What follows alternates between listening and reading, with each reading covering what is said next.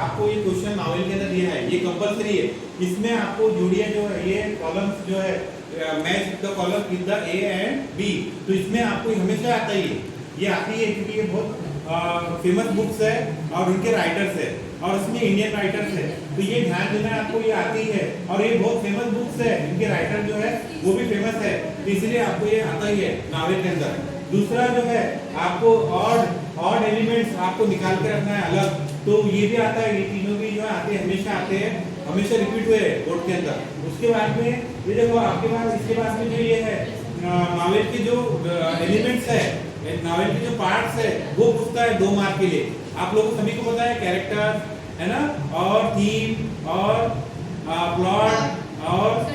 Setting और language style है ना, ये पूछता ही है, तो ये आती है कंपलसरी है, एलिमेंट्स है ये नॉवेल के, ठीक है। उसके बाद में नॉवेल का मीनिंग क्या है, ये कंपलसरी है, what is the meaning of novella, what is the meaning of novella और स्टाइल ऑफ नॉवेल, ये आते ही कंपलसरी है, ठीक है।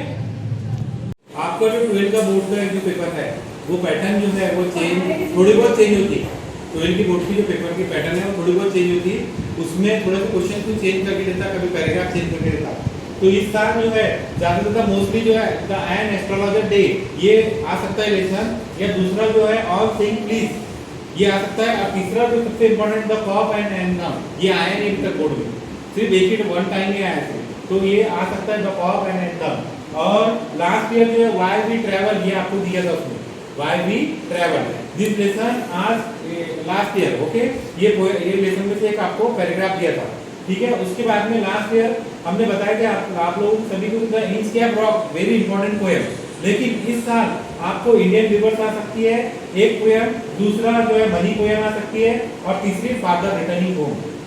ये 3 पोएम बहुत इंपॉर्टेंट है, मोस्ट इंपॉर्टेंट पोएम है, इस पे ध्यान देना है आप लोगों सभी को कि ये 3 पोएम को आपको जो है एप्रिसिएशन के लिए और क्वेश्चनिंग के लिए आ सकती है, Indian reverse and father returning home and money poem, ये आपको ध्यान देना है। उसके बाद में आपको जो है ये सबसे याद रखना है, सबसे ज्यादा ये मोस्ट इंपॉर्टेंट मैं आपको बताऊंगा पैराग्राफ खोलकर कि नॉवेल में कौन कौन सी चीजें हमेशा पूछी जाती है। उसके अलावा जो है टू सर विद लॉ, इसमें एक ही कैरेक्टर आता है, वो है सर ब्रेथवेट, ब्रेथवेट का कैरेक्टर पूछता है, इट इज मोस्ट इंपॉर्टेंट, ठीक है।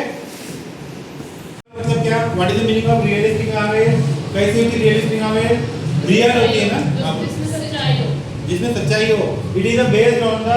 रियलिटी, रियलिटी पर बेस्ड होती है, ठीक है, सच्चाई पर बेस्ड होती है रियलिस्टिक नॉवेल। उसके बाद में देखो आपको पता है पिकरेस्क्यू नॉवेल, पिकरेस्क्यू नॉवेल क्या होती है, इसमें क्या होता है मैंने बताया था आपको, प्रोटोगोनिस्ट होता है, वो क्या होता है एसेंट्रिक होता है ना, और डिसेप्टिव पर्सन होता है, कैसा होता है वो पिकरेस्क्यू नॉवेल में, वो जो पर्सन होता है ना प्रोटोगोनिस्ट है ना, villain, villain against story, story में जो हीरो होता है उसके अगेंस्ट होता है जो प्रोटोगोनिस्ट, तो वो प्रोटोगोनिस्ट जो है वो कैसा होता है डिसरिस्पेक्टेबल, जिसकी समाज में कोई इज्जत नहीं होती, फिर भी उसको हीरो बनाया जाता है ना, जो गलत गलत काम करता है फिर भी उसको अच्छा माना जाता है ना, पिकरेस्क्यू नॉवेल में ये बताया गया है। उसके बाद में हिस्टोरिकल नॉवेल मालूम आपको, ये हिस्टोरी से जुड़ी होती है, कोई ना कोई इवेंट से जुड़ी होती है, कोई ना कोई जो वो हुआ था वाकया हुआ था उससे जुड़ी होती है। उसके बाद में देखो इक्वेस्टोरी नॉवेल, इक्वेस्टोरी नॉवेल का मैंने बताया था आपको, इसका मीनिंग क्या होता है, लेटर का अ लेटर होता है, क्या मीनिंग होता है, which mean epistolary means a letter और present the narrative thoughts of the series corresponding the other document. ये आपको क्या करता है कि एक डायरी एंट्री बताता है, क्या बताता है, एक डायरी में लिखा हुआ बताता है, जिसमें से डायरी में से पूरी नॉवेल को बताया जाता है कि ये हुआ था वो हुआ था, पूरा डिस्क्रिप्शन होता है, लेटर्स लिखे रहते हैं। देखो इक्वेस्टोरी मतलब होता है लेटर्स, लेटर शब्द है ना, तो लेटरों से मिलकर बना है वर्ड्स, तो वर्ड जो है पूरा उसमें इंफॉर्मेशन रखी है पूरी नॉवेल की एक डायरी के अंदर, और डायरी से बताता है, ठीक है। उसके बाद में गोथिक नॉवेल, मैंने आपको बताया था गोथिक नॉवेल कैसी होती है, ये हॉरर होती है ना, थ्रिल होती है, सुपरनेचुरल एलिमेंट्स होते हैं, मिस्ट्री होती है, ये सब होता है गोथिक नॉवेल में। उसके बाद में ऑटोबायोग्राफी, ऑटोबायोग्राफी को बताया था मैंने आपको, खुद से लिखी हुई है ना, सेल्फ रिटर्न है ना, खुद से लिखी हुई, जो राइटर है वो खुद लिखता है अपने बारे में। उसके बाद में एलिगोरिकल नॉवेल क्या होता है, what is the meaning of allegorical novel, ये सिंबॉलिक नॉवेल होती है, इसमें जो मीनिंग होते हैं उसके डिफरेंट मीनिंग होते हैं नॉवेल के, यानी कि इसके जो मीनिंग होते हैं वो बिल्कुल जो बोला गया है, what is the message convey by the writer,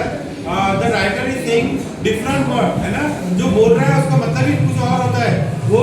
या तो उसकी हंसी उड़ा रहा है या तो उसका मजाक उड़ा रहा है या कुछ और कर रहा है। देखो वो या तो क्रिटिक्स कर रहा है, क्रिटिसाइज कर रहा है, तो उस पर नुक्ताचीनी कर रहा है। ठीक है, देखो उटोपियन एंड डायटोपियन नावल मैंने बताया था आपको, ये जो है एक थीम होती है जिसमें common literary theme specially in the science fiction, ये साइंस फिक्शन पर बेस्ड होती है और इसमें कुछ न कुछ पुरानी मालूमात नॉलेज दिया जाता है। उसके बाद देखो साइकोलॉजिकल नॉवेल आपको मालूम है ये जो होता है साइकोलॉजिकल इवेंट्स पर बनाई जाती है, यानी आपको जो है आपके इंटरनल लाइफ जो भी आपकी जो भी सोच चल रही है या राइटर जो भी सोच पर मुबनी जो है नावल लिखता है रियलिटी से जुड़ी हुई। ठीक है, उसके बाद में एक्सटर्नल फैक्टर जो हमारे कैरेक्टर के और इंटरनल फैक्टर दोनों बताया जाता है। ठीक है, और स्ट्रीम ऑफ कॉन्शियस देखो कॉन्शियसनेस जो है नावल में डाला गया, ये कब डाला गया सबसे पहले बताया आपको साइकोलॉजी प्रिंसिपल ऑफ साइकोलॉजी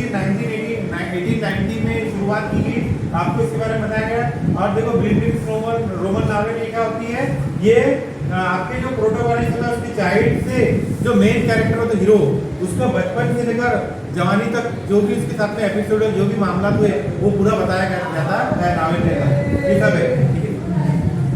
जो है एडवर्ड रिकार्डो ब्रेथवेट, इसका कैरेक्टर आता ही है, ये टीचर के शिक्षक, इन्होंने अपनी ऑटोग्राफी लिखी है टू सर्व विद लव, जिसमें इनका कैरेक्टर आता ही है,